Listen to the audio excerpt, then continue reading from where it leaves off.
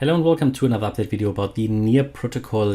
So NEAR I haven't covered for a while, but over here, before we broke out, I flagged up the risk because we were in an ascending broadening wedge, a rather bearish pattern. When we then broke here this support level, we came down and we came into a target area here for this overall correction, and we have reacted to it and we have moved up, but I believe we haven't finished the overall impulsive move down. So let's take a look, how far could we actually fall. So what does the Elliott wave count tell us actually?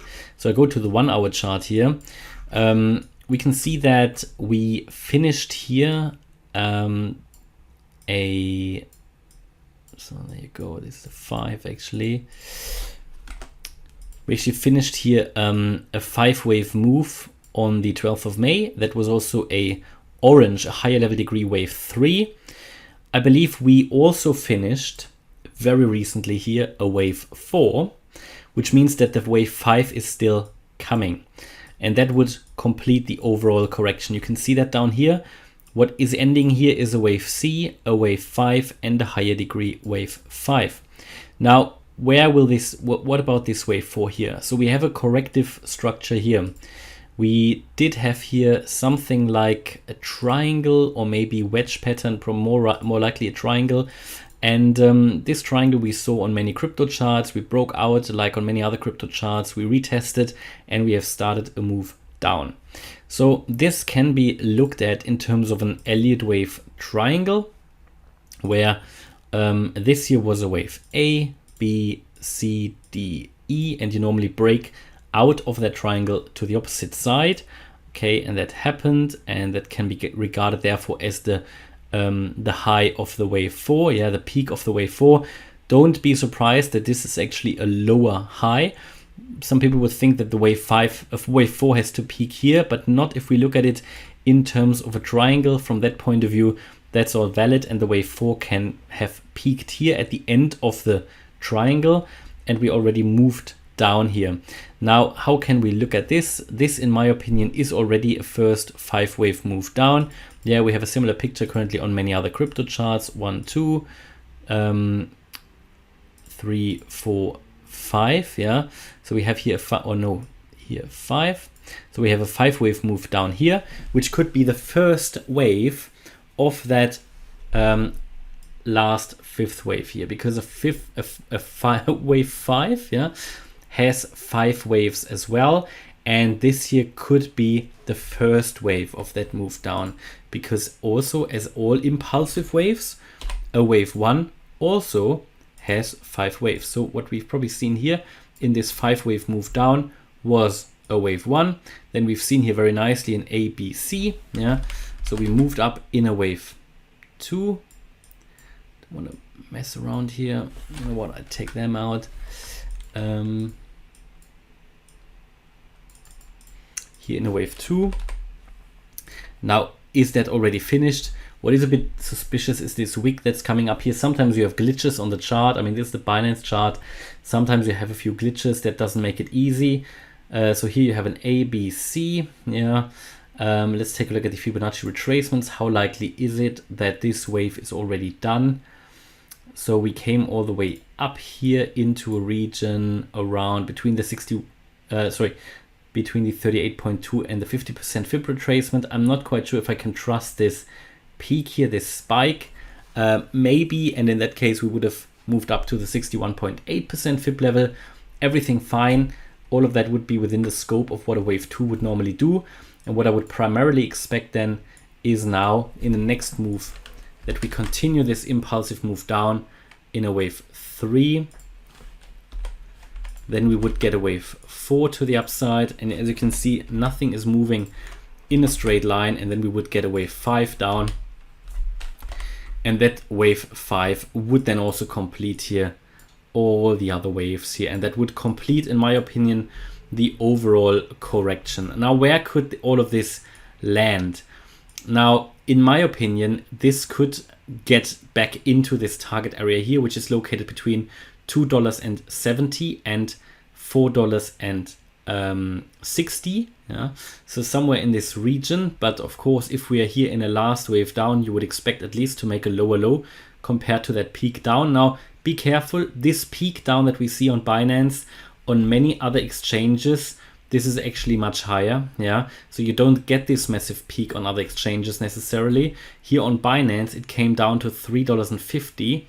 On other exchanges I've seen prices of around $5 for this wave 3 down. Therefore I have labeled this as a wave 3 and this as a wave 5, because on many other exchanges this spike down is actually much shorter. So I wouldn't be surprised to get into that area here again and then reach prices of around $2.70, between $2.70 and $4.60, yeah. But probably I'm leaning more towards the lower end of that range, yeah.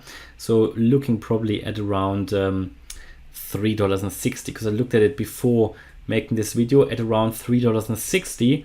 The wave 5 here, yeah, in orange would equal the length of that wave 1 here, yeah. And if that is the case, then that is normally a price target for the wave 5, yeah.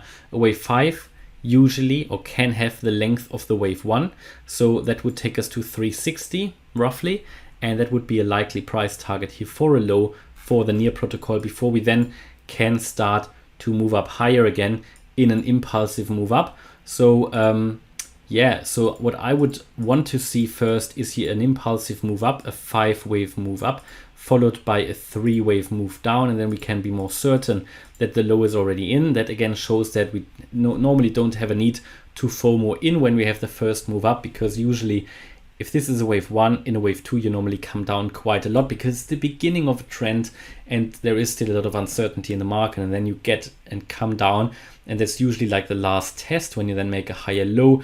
That can tell you very much, and that can tell you that the overall downtrend is over. Now at the moment it's far too early for that. We're actually making lower highs here at the moment, and yeah, I don't think the low is in yet. I primarily would expect that we still see lower prices in line with my expectations for Bitcoin. And what is very important here also for the Near protocol is the 4-day chart, sort of looking at the medium term. And what we have here on that 4-day chart is also here a bearish crossover on the ADX. The RSI is still getting lower, and also here the MACD is going much lower.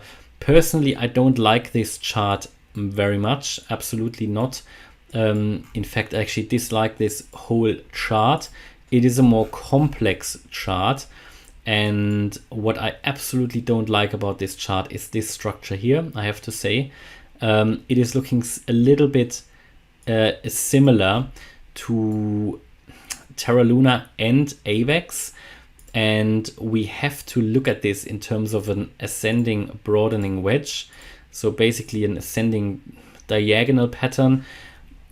Absolutely horrible structure. It's also not a very nice one, not a beautiful one.